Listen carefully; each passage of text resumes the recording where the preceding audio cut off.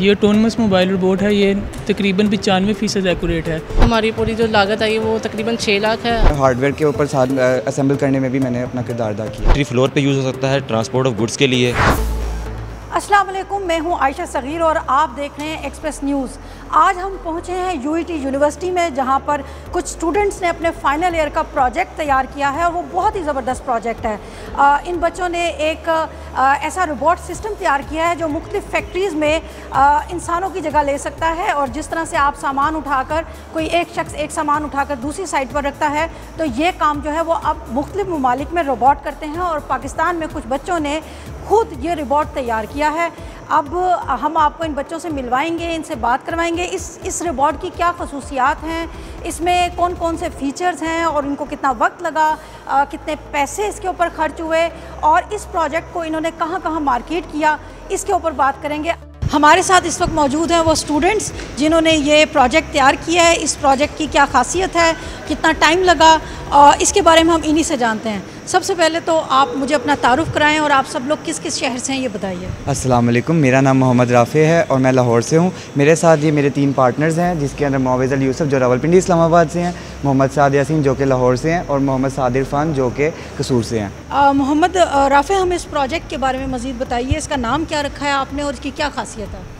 ये एक autonomous mobile robot है और इसका नाम हमने रखा है नेवीट्रॉन। ये नाम हमने खुद तश्कील किया और इसको हमने इसलिए रखा है कि नेवी से मुराद नेविगेशन है और ट्रॉन से मुराद हमारी डिग्री का नाम मैकाट्रॉनिक्स है। तो ये एक मैकाट्रॉनिक्स की एप्लीकेशन जो हमने ये बनाई है। ये एक ऐसा रोबोट है जो कि सामान को एक जगह से दूसरी जगह शिफ्ट करने के लिए, जैसे आपने बाहर के वेयर हाउसेज़ में देखा हो अमेज़ोन के अंदर, जैसे कि एक सामान के ऊपर शिफ्ट करने के लिए उसके ऊपर सामान रखा जाता है रोबोट के ऊपर, और वो रोबोट खुद ब खुद लोगों को अवॉइड करते हुए, ऑब्स्टेकल जो उसके रास्ते में रुकावटें आती हैं उनको अवॉइड करते हुए एक सामान को अपनी डिज़ायर्ड गोल लोकेशन के ऊपर लेके जाता है। इसी तरह हमने इस रोबोट को बनाया है और ये भी खुद ब खुद एक हम गोल लोकेशन देते हैं और ये सामान को एक जगह से दूसरी जगह लेके चला जाता है और इसके दरमियान जो भी रुकावटें आती हैं वो इनको आसानी से पार कर लेता है। इस रोबोट में मैंने अपनी ये वर्किंग की कि इसके अंदर जो इंडिविजुअल सेंसर, जैसे लिडार सेंसर है जो कि इसके एनवायरनमेंट का मैप बनाता है, और जो इसके अंदर डेप्थ कैमरा है जो कि इंसानों को देख सकता है, डेप्थ इमेज ले सकता है, और जो इसके इंडिविजुअल मोटर्स हैं BLDC मोटर्स है, ब्रशलेस DC मोटर्स, उसकी इंडिविजुअल टेस्टिंग की है मैंने। और इसके ऊपर मैंने हार्डवेयर के ऊपर साथ असेंबल करने में भी मैंने अपना किरदार अदा किया। इसकी डिज़ाइनिंग किसने की? इसकी डिज़ाइनिंग ये मोवेज़ अली यूसुफ भाई ने की है और ये इसकी तफसील आपको बताते हैं। अस्सलाम वालेकुम। इसके डिज़ाइन हमने अपने ज़ाती तौर पे ख़ुद डिज़ाइन किया हुआ है और इसमें यह है कि हमने सबसे पहले इसका रिसर्च वर्क की थी पिछले साल पहले, और उसके बाद रिसर्च के बाद हमने इसका सारा डिज़ाइन खुद डिज़ाइन किया कैड सॉफ्टवेयर्स पे, एंड देन इसकी वहीं पे हमने सिमुलेशन में टेस्टिंग की। देन इसकी हार्डवेयर मैन्युफैक्चरिंग की, CNC मैन्युफैक्चरिंग है, जितनी भी दूसरी मैन्युफैक्चरिंग के प्रोसेसेस हैं वो हमने सारे खुद परफॉर्म किए हैं। एंड आफ्टर दैट हमने इसको असेंबल करके एक फुल हार्डवेयर फॉर्म में इसको असेंबल कर दिया। एंड देन इसकी जो हमने हार्डवेयर पे टेस्टिंग की है वो 100 kg पेलोड के साथ ये डिज़ाइन हमारा टेस्टेड है। एंड जो अदरवाइज़ जो हमारी सिमुलेशन टेस्टिंग के मुताबिक ये हमारा जो डिज़ाइन है almost 300 to 400 kg weight bear कर सकता है। क्या आप लोगों ने किसी इंडस्ट्री में इसको मार्केट करने के लिए किसी से बात भी की है कि नहीं की?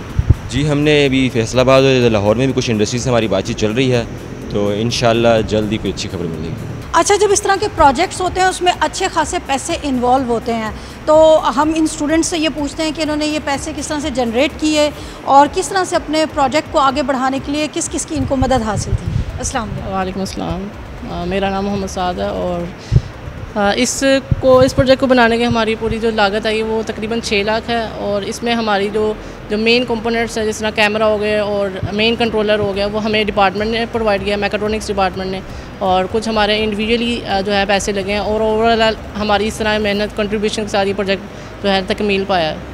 चूँकि ये कुछ दोस्तों ने मिलकर इस प्रोजेक्ट को बनाया है तो इसके सॉफ्टवेयर पे काम किया है साथ ने। हम इनसे पूछते हैं ये कितना एक्यूरेट है और क्या ये अपने रास्ते में जो रुकावटें हैं उनको डिटेक्ट कर सकता है कि नहीं कर सकता। जी साहब, ये ऑटोनमस मोबाइल रोबोट है। ये तकरीबन 95% एक्यूरेट है।